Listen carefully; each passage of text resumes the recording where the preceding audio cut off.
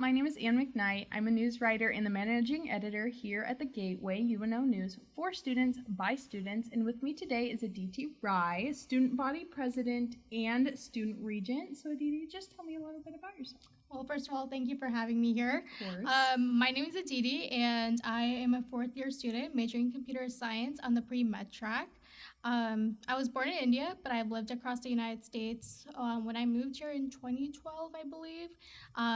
This is actually my 5th year in Nebraska. So, yeah. Wow. So, kind of pivoting into your position, why did you strive to become student body president? Looking at your major, we see that there's a lot of pre-law or business majors. Mm-hmm. What made you want to pursue this? I wanted to pursue this primarily to bring a change on campus. I think every student brings in their own things that they want to see on campus, and I had a vision for UNO on my mind, and so I pursued student body president. Absolutely, yeah. Absolutely. So you were sworn in April of this year, and that lasts how long? So my presidency will end when the new president is sworn in. So if elections go well, we will probably see a new president in April 27th. I see. So it's like a year. Yeah, just a year. Gotcha. And what does your position, your role, what do you do? So the student body president primarily advocates for students. They advocate for student concerns, find solutions that work and that can last forever. I say forever, but as much as we can, strive for it to be forever.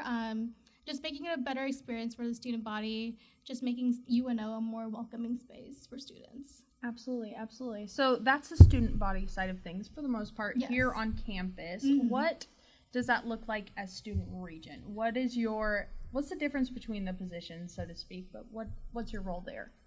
Student regent.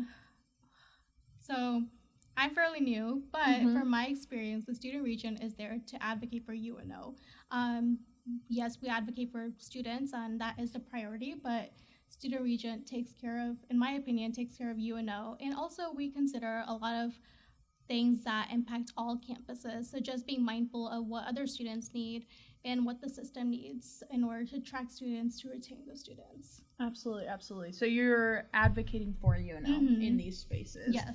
And one of those spaces was the board meeting. So there was recently a board meeting for all of the regents, the NU regents, and that was just this past week. Yes, yeah. So, and you were there. Tell me a little bit about that experience. It was definitely nerve-wracking. We had a board meeting before, and that was a special session or emergency meeting, but that was not open for the public. We went into closed session immediately, so there wasn't a lot of public present, but then seeing everyone that came out to see the meeting, that was a different environment. Barner Hall has always been special to me. I went to that place, I think at the end of my first year, so I've always wanted to come back as a student regent, and I got to experience that. And so sitting in that seat, I was like, I made a full circle in terms of my goals. It's definitely interesting. You very much have to learn quickly on how to use your voice, but I was very nervous. It was very overwhelming for sure. Yeah. Well, it's cool that you got to start out a little bit not in the chair, I should say. You presented a Kudos Award. Could you tell me a little bit about that? Yeah, so the Kudos Award is typically a monthly award, or whenever the regents meet. It's nominated by the staff employees at UNO, and it's whoever exemplifies the values. There are some values I don't know of. Just whoever exemplifies being a UNO personnel, being a maverick, truly at the end of the day. Mark Gordon was the one who received the award, and he exemplifies maverick spirit. Is that a typical thing for the student body president and student regent to award that? Yes. So we just behind the scenes, we get a speech based on what people have said about the individual being nominated, and we just present the award on behalf of the university. Wow. And Chancellor Lee was there with you. Yes, she was in the picture. Was she a part of the preparation beforehand? I don't know. Who all was behind the scenes? Yeah, so honestly, I'm not very well aware of how that works. From what I do know is that a person gets nominated. There is a board that selects. I don't know if it's or who sits on that board, but they Mm-hmm. from the UNO side, they select who the awardee will be, and they just summarize what the nominator said, and I'm just giving a speech and I just read it off. Hey, well, you got a picture with Chancellor Lee, Yeah. so that For sure. absolutely. So, looking at that board meeting, it went from you presenting that award, and for clarity, your role is more of an advisory role. You don't vote on behalf. Well, so it's very interesting what the student regent Mhm. does. Our vote doesn't have any power, Mm-hmm. but it does showcase where the students stand. I see. Yeah. Yeah. It's very interesting. We have speaking rights, so we can speak Mhm. what we think. We don't have the voting powers like the adult regents do. Yeah. Yeah. I noticed that the student regent from UNL, Kurt Schneider, Yes. correct? Yes. He was vocal, so Yes. it was interesting to see that side of things, between the students and you could say adults or, Yeah. Or elected regents. Yeah. Yeah, We're the all Board elected of too. Regents. So, how do you feel about your role, getting to have that floor to speak, and maybe if you have any wrestlings with a powerless vote, a meaningful but powerless vote? I think the fact that student regents have a voice is very valuable. I know the adult regents want to hear, I say adult, whatever the regents want to hear what the students have to say. The Carney regent and I were talking afterwards, and I was talking to her about the fact that I wish I had spoken up more. But what also in that moment, it was like you keep hearing the same thing over and over and over again. I think everyone in that meeting understood, for let's say the tuition, that no one really wants to increase tuition, but it's just a forced situation where we have to, otherwise the university may not be there.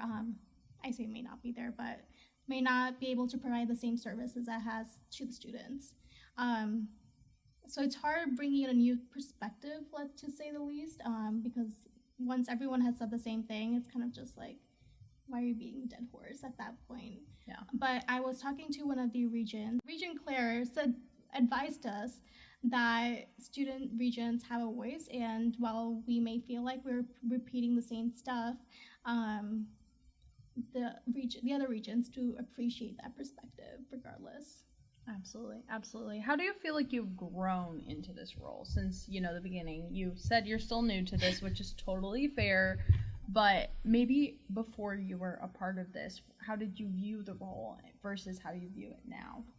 I think being vice president last year gave me a unique perspective on what the student regent does. I was aware of the struggles that we have, or that student regents have. I was aware of the political dynamics that are present. I was there more to support Regent Lacey or Drew Lacey back then. Now that I'm in that position now, it's very different. You feel more of the pressure.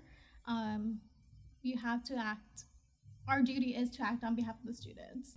It's definitely difficult to balance the reality of some certain situations. So we are very much in a political hot seat right now, just with everything that's going across, whether it's state, federal.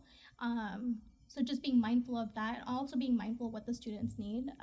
At the end of the day, the student regent is there to ensure that students feel welcomed and supported on campus, but also just being mindful of how can we achieve that without breaking any law. Absolutely. Yeah. Let's just go to the table. So at the June board meeting, Yes. how did you feel, sitting at this huge table in this room with all of these people who, some of them knew, the student regents, this is an experience new to them, just like it is to you, but with all of these, the Board of Regents, how did you feel just like stepping into that position? So we actually, the student regents have been hanging out with the other regents for a while. We have committee meetings before the actual board meeting, so I've had the chance to interact with the other regents in a more smaller space, but that also allows us to get to know them and for them to get to know us. Obviously, we've had our dinners, one dinner, where we eat with the regents, where we learn more about them, what they feel like. Also, it's a very relaxed setting. So it's not like you're forced to be professional. They are very interested in to see what we want as students, how we're doing as students, what our plans are. So I think that interaction before the actual board meeting kind of lessens the nerves for a bit. Absolutely. In those committee meetings, Yeah. how would you say you were informed, or like how well informed were you going into the meeting about all of the items that were going to be voted on and the overall agenda? Like, were you fully aware? Were you, was it like some things were new where you were learning a little bit more? Like, how much do you know going into it? So the committee meetings, I sit on business and finance, and as well as the executive committee. So business and finance, we get the whole business rundown of the portion of the agenda. So we already know, are fully aware of what we're going to talk about in relation to business. There's also the academic affairs. So the 2 student regents on there are well aware of what's going on in the academic affairs. That kind of gives us a runway to start asking our questions to whoever we want. I take the opportunity to learn more. I learned the regent side perspectives of what's is needed for business, but then I can come back to our team at UNO and learn more about what UNO needs and what their stance is, and how I can better advocate for that support. The executive committee, we get to see the whole agenda, so I'm fully aware of what I'm walking into. We're also given the agenda well in advance, just a week in advance, so we know very much of what is going to be on the agenda. But again, I think just having the agenda makes us or allows us to ask those questions, allows us to email anyone who we want to email. Yeah. So you were physically prepared, you mentally knew what you were getting yourself into. So on the agenda, one of the items in the business and finance category, you could say, was the tuition increase. So that 4.25%. You knew about that, and all of the regents were informed. Where did you stand in just your personal position, and then on behalf of UNO? Yeah. How did you feel about it? So as a student, obviously I don't want tuition to increase. I very much like the tuition I was paying when I first got into college, and that has increased significantly. Unfortunately, being computer science and pre-med, I have to take a lot of different classes, and it very much adds up. And I don't like seeing that money leave my account when I have to pay it and whenever the payment's due. So it's a struggle. I think it's very unfortunate that that's what we have to do to keep the system running. But as a regent, I like that perspective is important. You have to end up prioritizing what the system needs. And I don't say like what board needs, what anyone else needs, but more like what programs do you want to keep seeing on campus. I would rather much that what I'm studying stays on campus, that I can still pursue the education that I need. So as a student, obviously, I hate to see my tuition go up. I rather much pay what I paid my first year rather than what I'm paying right now. At one point in my undergrad year, I was taking 21 credits per semester, and that's a hefty tuition to pay. Yes. So obviously, it's a struggle. My parents pay my tuition. I'm very fortunate for that. But obviously, when that month rolls around when tuition is due, I hate that conversation of like, how much is the bill, and like what do they need to do on their end to ensure that they can pay fully, and just also it's a family, so you have to keep in mind like of what we need to cut back on. So it's very much difficult as a student. As a regent who has seen all the background stuff that goes on, just seeing those numbers and the need for the increase, it's a bit of a struggle. That tuition increase will allow us to continue running our programs, will allow us to continue providing that same support to our students. And that's the difficult part of being a regent, is that you are forced to think about not just about yourself, but about what would happen if other programs were to get cut, or what would happen if tuition doesn't go up and we're forced to cut back on that college experience or just the education that college provides. So it's a difficult position to be in. I know when I was voting yes, I hated every single second of it. obviously seeing the student concerns that flood back in of thinking or asking why tuition went up. It's a difficult question to answer at the end of the day. Yeah. Would you say that there are students that told you, or just in general, would say that they were in support of the tuition increase, or were you looking at, this is what I think needs to be done, or this is what, looking at how the board is viewing the well-being of, each campus long term, like this is what has to be done? I think I was looking at it more of a long-term goal. Obviously, we saw what happened in Lincoln when the majors and departments were cut. And I know our chancellor and our team at UNO are doing their very best to make sure that doesn't happen here. But that fear of that going away, of let's say, highly doubt computer science will go away. But just that fear of seeing, what if there is one day that computer science goes away? Again, not likely to happen, but just that fear of my one decision or my one say can ultimately impact how UNO provides education to students is scary. Yeah, that is certainly a heavy decision to make. And how do you find reassurance in knowing that, while these 8 regions, their votes are so heavy, that yours is more of, that perspective vote, we could call it. I mean, it has some weight in a way, but that perspective vote, like, do you find some reassurance in knowing that the weight isn't on your shoulders? No.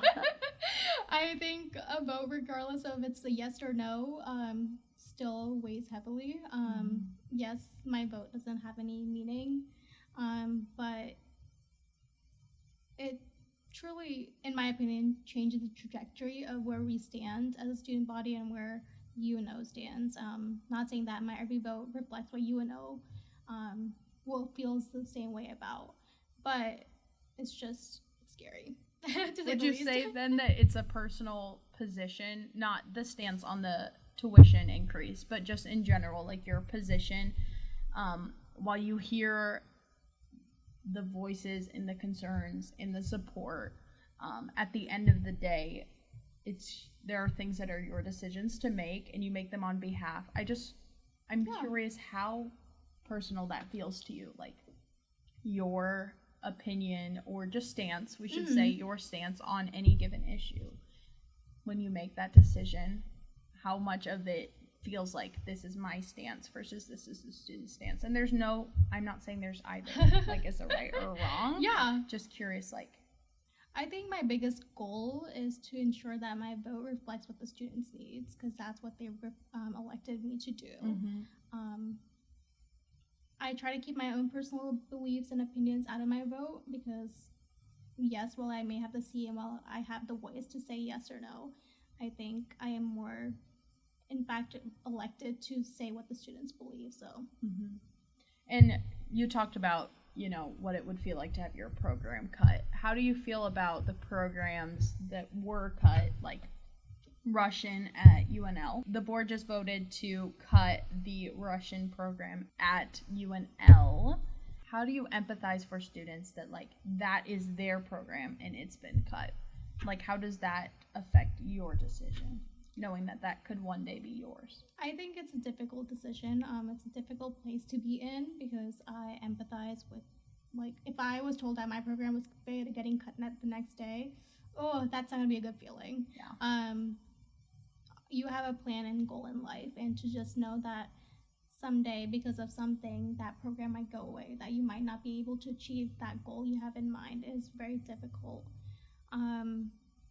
As far as the majors that are cut, we typically see that those majors don't have that many students graduating.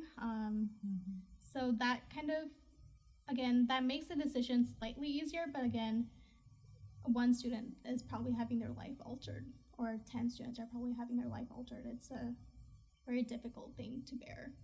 Yeah.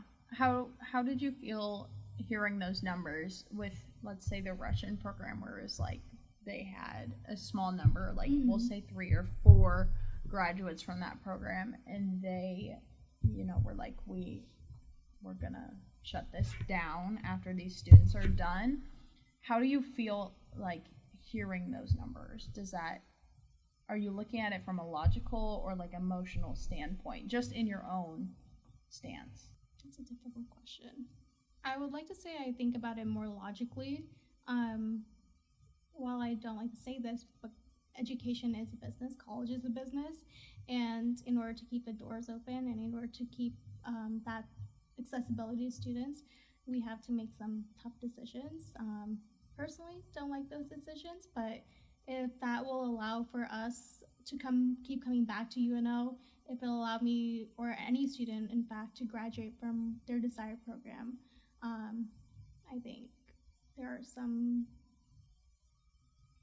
losses that we have to cut. Yeah. It's a business, as you said, so there are cuts that will have to be made as times get harder. For example, we're looking at inflation here with the budget cuts and the tuition increase, so those are to combat inflation. So another reason why those things that are deemed, as almost money vacuums, that sinkhole there, that those things will just be cut. So looking down the barrel at those things and seeing that we have experienced across all 4 campuses over 12%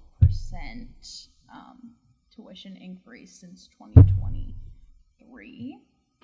How do you feel about the future? How certain are you with where tuition is now? I hope that we don't have a tuition increase again. I can't say what the future will look like, but I do know that the board is trying its best to combat those issues before they become big issues. They're trying to combat tuition increases before we have to face another increase. You've heard probably some of the regents who are very passionate about the goals and steps they want to take to ensure that we aren't at the same spot again, but obviously things change, our relationship changes. I think it's just a matter of what can we do right now, what can we continue doing in the future to ensure that we're not in that same position again. Yeah, a lot of the regents had strong ideas or thoughts on just the future and things that could be done to combat those increases and keep costs steady. And those were like creative ideas and giving students more professional like pathways to support the university, finding things we're good at was one of the ways it was put. How much traction do you think those will get? Does it feel like the board is united on those ideas, or are we kind of being hopeful that those are pathways? I think from a student perspective, I can see that there is a desire for them to ensure that they are not just talking the talk, but they're actually pursuing that. Behind the scenes, they do a lot of work. From my perspective, they make a lot of phone calls to ensure that students can afford tuition, can afford education. So I think they do a lot of hard work behind the scenes. It's not very visible, and I know when you do see stuff like tuition increase, it may not seem like we're doing anything, but they do truly do a lot of behind the scenes work, and sometimes you can see the results, sometimes those results will take longer to see. Behind the scenes, what does your work look like supporting our campus in the middle of this tuition increase, before and after? What are you doing to ensure that our campus is advocated for? So fortunately with my position, I get to meet a lot of people, whether it's donors, whether people who have interest in the community and UNO itself. So just being in those places and being able to talk why I love UNO, why they should donate to UNO is very important, and it's very important to me. I think they love a student perspective. Yes, they see the numbers with the administration, they see the numbers with the board, but just having them having the ability to see where their tuition is going, what they're helping with, I think they appreciate that a little bit more. Besides like spreadsheets, like that's helpful, but I think just having a story to what your donation will look like is extremely important to them. How do you think that your position will kind of change and mold as we come back, in the fall and students are affected? Will you have more to do, more to advocate for? Like, how do you think that this increase in students realizing that things are changing will impact your position? I can say that after the board meeting ended, I got a lot of texts and a lot of concerns about the tuition increase. I empathize with them. I am in that same position. So there is a form that was released. I don't know who sent that form out, but that is a way to gather what student concerns are and feedback is regarding tuition. And I think my biggest goal, along with administration, will be to ensure that we can support the students. If there's scholarships that we can guide them to, I think that will be critical. If there's just any opportunity that allows them to get some money, that would be very important too. So that form was sent out in the email to all students, and that was sent by the Office of Academic Affairs. And that form and students who fill it out, you have access to those things. Okay. Yes. Do they share it with you? I think there is a I think that administration is willing to share the perspectives, and I do know that once all those are questions and concerns pile up, there is possibility of them compiling a frequently asked question form or something, or like a more uniform message or an individual message to the students that were affected. I see. So how do you get the general vibe, you could say, or how students are feeling about this or any given issue? So in terms of at least specifically tuition, I have these monthly meetings with both the chief of staff and Dean Pettit, and they are very willing to share the concerns that students have.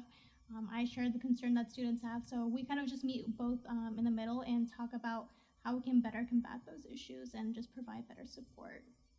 I see. So they keep it private on that. Yes. And then, okay. But they share the general concerns, yes. You have until April then, if someone else is voted in. What are your goals for the next, just the upcoming semester and then the rest of this academic year? What are your goals as student body president and student regent? One of our biggest goals when we ran was to create more unity on campus, to make it one UNO, and that's something we will strive to do. Some of the things that we are working towards is creating, so we have RSOs on campus, and what it feels like sometimes the RSO leaders are not heard in terms of what support they need for their organizations, what they need to share their mission with the community. So my biggest goal is to start a board with these RSO leaders, so that I can meet with them directly and see what the concerns are. I think it's very easy to say that they must have this X, Y, and Z concern, but just meeting with them one-on-one and hearing more about what I can do with my position will be very unique and will allow us to make an impact in RSO life. Something else we want to do is, I'm sure, I don't know if your classes have done this, but in the past of some of the classes I've taken, there have been instances where we are being taught new content during prep week. And so my goal is to work with Faculty Senate and ensure that professors truly support the idea of prep week and they give students the necessary space to actually prepare for their finals. I think at the end of the day, it's just more of how can we ensure that students have the best time on campus, they have access to all the supports they need on campus.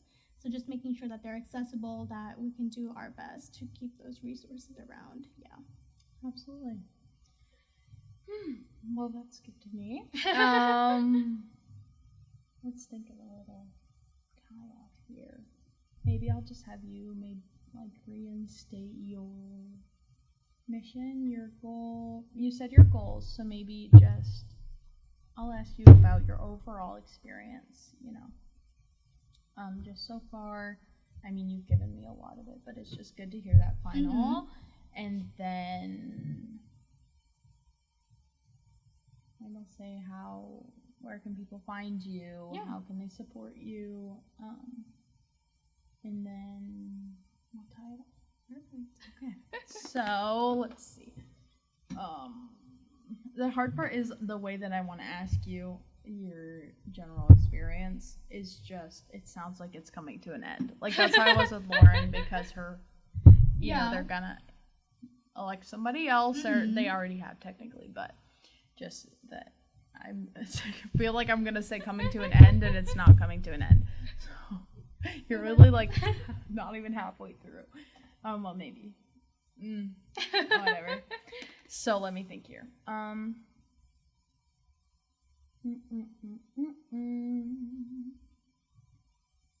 That's hard. What is something that you would like to say? Like, is there something you want to say in closing? Something you want to share? I just want to reinstate the fact that student government is there to support students. We would appreciate any feedback that they can provide. We would appreciate their input on anything, so that when we are in these meetings, that we could better advocate for them. So where can students share that feedback? How can they help maybe inform you of things that they're facing or thoughts that they may have on things happening here on campus? Yeah, so the UNO Student Regent email is always open to email, as well as the Student Body Vice President and the Chief of Staff email, so that we can easily share anything that is brought up to our attention. Our office is in Milo Bale Student Center. I typically am in there most of my time when I'm on campus.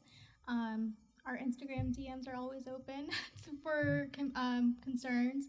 They can email our personal emails if they want to. There is a student feedback form on our Math Sync. I think it's 2026, 2027 student concern, something like that. Gotcha. Title. So if people want to stay anonymous and they just want to share their concerns, they are more than able to utilize that form to send those concerns our ways. And what is just your hope looking forward? What can students find hope in, even when we come back in the fall and things have changed? So I just want to say that UNO is welcoming to everyone, that we are there for everyone. Student government is there for everyone. We are there to advocate for your needs, for your concerns, and regardless of how silly you may think your concerns are, I don't think that is the case. As they say, there is no such thing as a stupid question, and in the same way, there is no such thing as a stupid concern or a stupid idea. So if there's anything that we can do, that we can improve on, let us know. If there's anything that you want to change on campus, let us know. I think being in such a position, we are able to effectively advocate for those needs, and that's what we're there for. Perfect. Well, thank you for your time. No, thank you for inviting us. And that's good.